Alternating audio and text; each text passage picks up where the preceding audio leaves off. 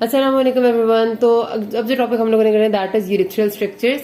इसका भी क्वेश्चन आता होता है तो मैं आपको बताती हूँ। फिलहाल देखते हैं कि यूरिथ्रल स्ट्रक्चर, आपको नाम तो बहुत दफा सुना होगा। तो इट्स लाइक के नैरोइंग अगर आपकी यूरिथ्रा में कहीं भी डेवलप हो जाती है तो इट्स यूरिथ्रल स्ट्रक्चर। ठीक है, अब ये बहुत ज्यादा प्रॉब्लमेटिक इस वजह से होती है क्योंकि डेफिनेट सी बात है कि एक नॉर्मल जगह पर एक नैरो जब हो जाती है तो उससे जो पैसेज ऑफ यूरिन है वो मुश्किल हो जाएगा। पेशेंट को जोर लगाना पड़ेगा, वीक स्ट्रीम बनेगी, बार बार जाना पड़ेगा, हो सकता है ड्रिबलिंग भी शुरू हो जाए और उसको हो सकता है कि बहुत सिवियर में उसे दर्द हो जाए। और जब बहुत स्ट्रक्चर नैरो होता है तो पेशेंट का यूरिनरी रिटेंशन आहिस्ता आहिस्ता होती है और जितनी ज्यादा उसकी यूरिनरी रिटेंशन होती जाती है आहिस्ता आहिस्ता पीछे से ब्लैडर इनलार्ज होता है, फिर यूरिट्रोनेफ्रोसिस होता है, फिर हाइड्रोनेफ्रोसिस। ठीक है, तो ये सारी बातें जो इनसे निकल आती हैं, तो इसलिए यूरिथ्रल स्ट्रक्चर बहुत हमारे लिए इंपॉर्टेंट होते हैं। और इसमें दूसरा बहुत मसला ये है कि ये बनते बहुत ज्यादा है, बहुत आसानी से बन जाते हैं।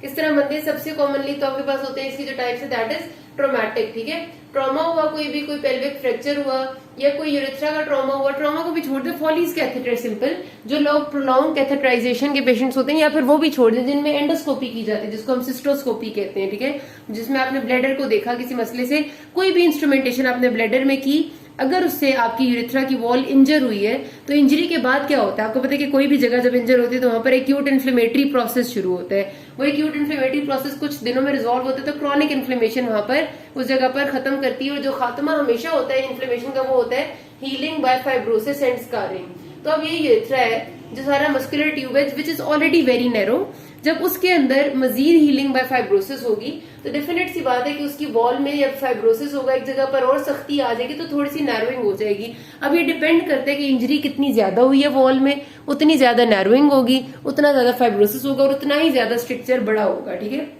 तो ये सारी इसकी पैथोफिजियोलॉजी होती है कि जब जब यूरिथ्रा की इंजरी हो रही है ड्यू टू एनी रीजन, अब वो हम इंस्ट्रूमेंटेशन के दौरान भी इंजरी कर सकते हैं, फॉलिस कैथेटर पास करते हुए, एंडोस्कोप या सिस्टोस्कोप पास करते हुए, सिंपल आप प्रोस्टेटेक्टमी कर रहे हैं उसके वक्त जब आपने इंस्ट्रूमेंट्स पास किए, क्योंकि आप ट्रांस यूरिथ्रल प्रोस्टेटेक्टमी करते हैं ना उसके लिए भी बीपीएच के लिए, उस वक्त आपने कर दिया, कोई ट्रॉमा हुआ बाहर से या फिर ये भी नहीं सिंपल आपको बल्कि गोनोकोकल इन्फेक्शन जो होता है जो आपका यूरिथ्राइटिस करता है, ठीक है, गोनोकोकल इन्फेक्शन आपका, उसके रिजल्ट में भी ये स्ट्रक्चर बन सकता है। स्ट्रक्चर का जो पैथोफिजियोलॉजी वो यही है कि आपका इन्फ्लेमेटरी प्रोसेस था जो इंजरी में शुरू हुआ यूरिथ्रा में और उसके रिजल्ट में हीलिंग बाय फाइब्रोसिस और वो जगह हार्ड एंड नैरो हो गई और तंग हो गई। ठीक है, कंजेनिटल स्ट्रक्चर्स भी एक चीज होती है जो कि कंजेनिटली तब बनते हैं जब सेपरेशन ऑफ द यूरिथ्रा हो रही थी उस वक्त दोनों वॉल्स ही सही से सेपरेट नहीं हुए, वो कहीं से जुड़ी रहेगी, वो कंजेनिटल होते हैं, लेकिन they are not that common.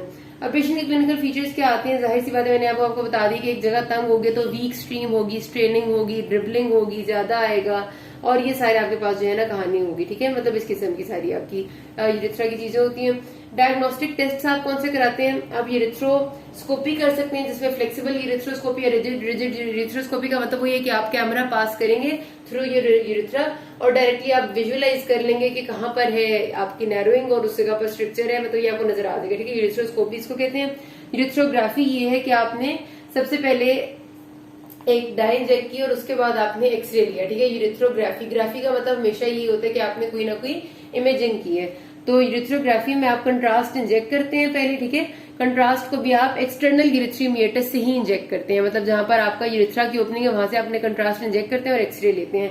Contrast जहां तक जाता है इसका मतलब है कि वहां तक रास्ता खुला हुआ है, अगर उससे आगे कंट्रास्ट बिल्कुल नहीं जा रहा है इसका मतलब है कि आगे रास्ता बिल्कुल बंद है। अगर कंट्रास्ट जो है वो इस तरह से तस्वीर आती है कि पहले इतना सा गया है और फिर इतनी सी पतली सी एक जगह आई है और फिर दोबारा से नॉर्मल हुआ, इसका मतलब है कि ये वो जगह जहां पर स्ट्रक्चर है। तो इस तरह आप यूरिथ्रोग्राफी पे असेस कर लेते हैं। मजीद आप टेस्ट क्या करा सकते हैं? एक्सरे, किडनी, यूरेटर, ब्लैडर कराते हैं, आरएफटीज कराते हैं एंड ब्लड सीपी वगैरह, क्योंकि आपसे पूछेंगे ना जब आपके पास आता है 7 सिनेरियो आते हैं, वो कहते हैं patient presented to you with the complaint of weak stream of urine for the last 6 months and urethral discharge, purulent urethral discharge for the last 8 months, उससे पिछले 8 महीनों के लिए। इसका मतलब होता है कि 8 महीने पहले उसको हुआ था गोनोकोकल इन्फेक्शन, गोनोकोकल इन्फेक्शन के बाद उसको, क्योंकि गोनोकोकल इन्फेक्शन का मतलब है कि उसको यूरिथ्रल डिस्चार्ज था और उसके बाद उसको फाइब्रोसिस डेवलप हो गया जिसके बाद उसकी वीक स्ट्रीम ऑफ यूरिन। अब आप देखें क्योंकि हमारे पास मैंने बात की थी कि बीपीएच में भी एक सिम्टम ये होता है कि यूरिन की स्ट्रीम वीक हो जाती है, इसी तरह कैंसर ऑफ द प्रोस्टेट में भी यूरिन की स्ट्रीम वीक हो जाती है, लेकिन उसमें और बातें भी हैं। ठीक है, तो इस वजह से वो खाली वीक स्ट्रीम के साथ प्रेजेंट नहीं करते, कोई ना कोई आपका उनने फीचर रखा होता है। अगर कैंसर का सिनेरियो आता है तो वो बताते हैं कि on examination hard nodular prostate was found, ठीक है।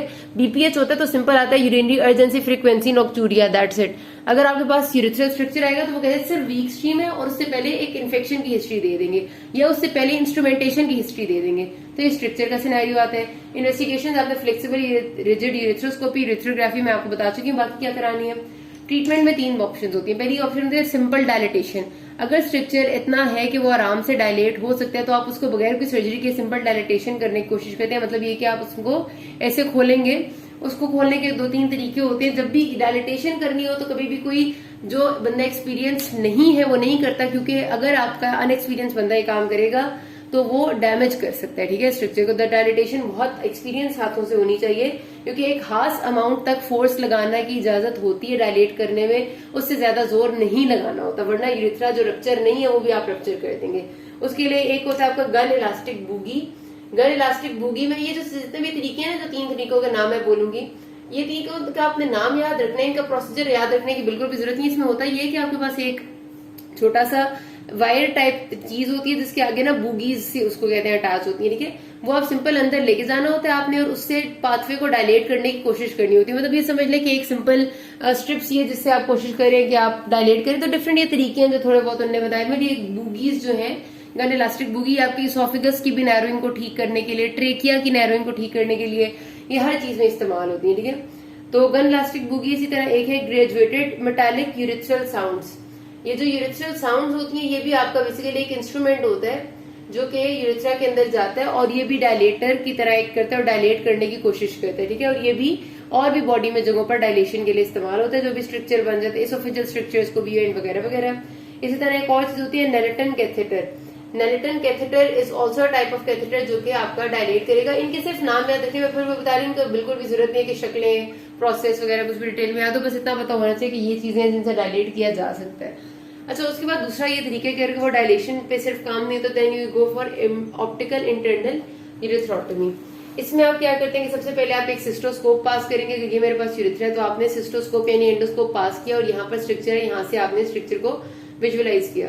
उसके साथ फिर आप एक पास करते हैं नाइफ टाइप चीज, ठीक है।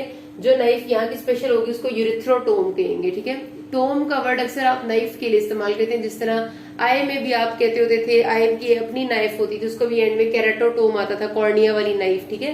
ये जो यूरिथ्रा वाली इसको यूरिथ्रोटोम कहते हैं। नाइफ से पास करते हैं और नाइफ से आप ना ये जो स्ट्रक्चर है इसको वॉल में से कट करते हैं, ठीक है, एट 12 o'clock पोजिशन। अब पूरा जाहिर राउंडेड यूरिथ्रा होता है, अगर इंटीरियर मोस्ट पोजिशन उसकी एक यूरिथ्रा है उसके अंदर आप चेक करें तो इंटीरियर मोस्ट पोजीशन उसकी 12 o'clock होगी, तो आप 12 o'clock पोजीशन पे उसको वो करते हैं, उसके स्ट्रक्चर को खोलते हैं, ठीक है। जब आप सारा स्ट्रक्चर 12 o'clock पोजीशन पे उससे अलग कर चुके होते हैं तो फिर आप नाइफ बाहर निकाल देते हैं, लेकिन सिस्टोस्कोप आगे ले जाते हैं ब्लैडर तक।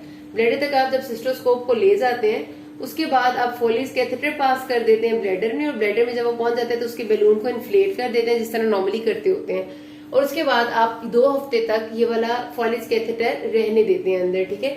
वो इस वजह से रहने देते हैं ताकि अच्छे से यूरिथ्रा हील हो जाए, जो आपने काटा है वो अपनी जगह पर सेट हो जाए और दोबारा स्ट्रक्चर ना बने, तो फिर आप बाद में फोलीज निकाल देते हैं। एक बात मैं बता दूं कि कहते ही हैं लोग कि एक दफा स्ट्रक्चर यूरिथ्रा का बन जाए तो वो जिंदगी में कभी ठीक नहीं होता, क्योंकि इसकी रिकरेंस बहुत ज्यादा है। क्योंकि जब भी कोई भी प्रोसीजर आप उसको खोलने के लिए करेंगे उसके लिए आपको उसकी वॉल को फिर इंजर करना पड़ेगा, और इंजरी में फिर फाइब्रोसिस होगा, फिर स्ट्रक्चर बनेगा। तो स्ट्रक्चर को ट्रीट करना बहुत ही मतलब वो काम ऐसी होती है कि आपको पेशेंट को पहले काउंसिल करना पड़ता है कि यस ये दोबारा आराम से हो सकता है, इसका बहुत ज्यादा चांस है दोबारा होने का, ठीक है।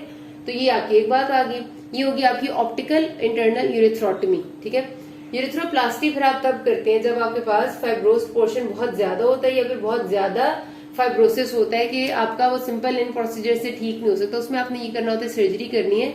ये अगर यूरिथ्रा का पोर्शन है जिसमें से इतने से में स्टीनोसिस है या वो स्ट्रक्चर है तो आप इसको कट करते हैं, रिमूव करते हैं, और ये जो बाकी पोर्शन होते हैं इनको आपस में जोड़ देते हैं, एंड टू एंड एनास्टोमोसिस करते हैं। अगर बीच में वो जो स्ट्रक्चर था वो बहुत बड़ा था, सपोज इतना बड़ा था कि अब ये दोनों को आप करीब लाके जोड़ नहीं सकते, मुश्किल हो गए, तो फिर आप क्या करते हैं, पेशेंट ही की ओरल कैविटी में से म्यूकोजा का पोर्शन लेते हैं, बक्कल म्यूकोजा, और बक्कल म्यूकोजा का आप यहाँ पर एक दरमियान में ब्रिज बनाते हैं, ठीक है, और फिर इनको आपस में जोड़ते हैं। तो दिस प्रोसीजर इज कॉल्ड यूरिथ्रोप्लास्टी, जिसमें आप दोबारा से एक नया यूरिथ्रा बीच में रिकंस्ट्रक्ट करते हैं। दिस आर द प्रोसीजर्स, ये आपने लिखने होते हैं। कॉम्प्लिकेशंस जो है ना वो स्ट्रक्चर की बहुत ज्यादा है, बहुत मैंने आपको बताया सवेयर होगा तो यूरिन रिटेंशन हो जाएगी, डायवर्टिकुलम बन सकता है, ऐसे तो यूरिन रिटेंशन होगी तो आपका हाइड्रोनेफ्रोसिस हो जाएगा, फिस्टुलास बनने, हर्निया, हाइड्रोने और वगैरह वगैरह बहुत सारी हैं। एक नजर देख लीजिएगा, कोई मसला हो you can ask me. Thank you.